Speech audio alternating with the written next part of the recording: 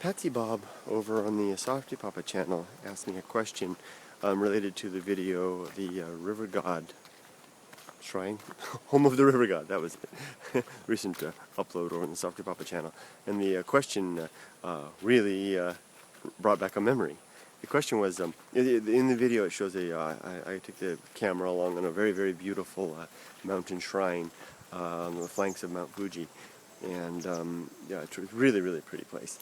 Anyway, Patsy Bob asked the question, does anybody ever steal from these places? And I have a little story to share along those lines. What the heck is that thing? Coma? I don't know. It's like a top, doesn't it? I have a story to share. To answer your question, I think no, I think not. I think that for the most part, people don't steal from these places. But I spent a number of years as an antique dealer here in Japan, and I have one story that I'll share that relates to that question. There was one man that I knew during my years as an antique dealer, whom I had a great deal of respect for. He was highly regarded in our circle, in our community, and professional man, expertise in our community of antique dealers. Everyone had a specialty, and there were people that were, there was the calligraphy master. He was a master of the old writing. He could read the old scrolls and the old kanji and the like. And there was the pottery expert. There was there were the people that were experts on what do I want to say? I just said it, ceramics. A whole bunch of things. I mean, there were people who were experts on old armor. I mean, there was a guy that knew everything about armor. There was a guy that knew everything about scrolls, for example. Various and sundry things.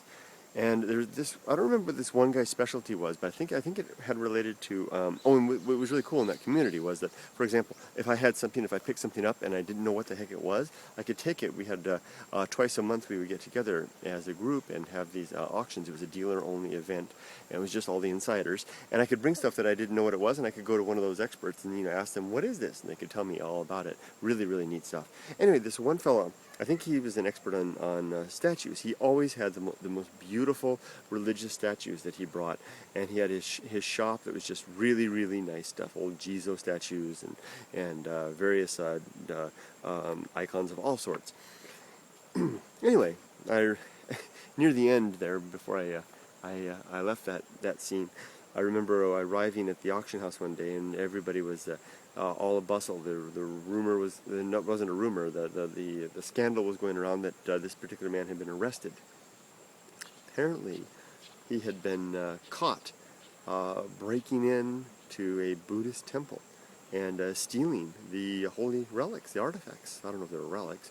The artifacts, like breaking into a temple and stealing the statue from the thing. Here's, professional Japanese antique dealer, breaking in and relieving temples of their antiques.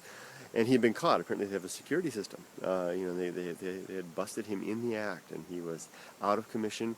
And I was only in the business there for another 6 months or so, but I never saw him again. I don't know what happened, if his reputation was ruined, if he moved on, or if he went to jail, or what happened. So the question is, do people steal from the shrines and stuff like that? Very rarely.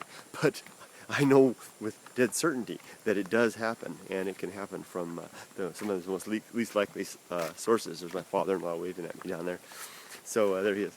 He's never got anything to do, so he just kind of hangs out on a beautiful day like this, and he's retired. That's what I guess in topic for a whole nother video. How sometimes life in Japan leaves the men with nothing to do after they retire. That's another video altogether. Okay, take care, everybody. Bye bye.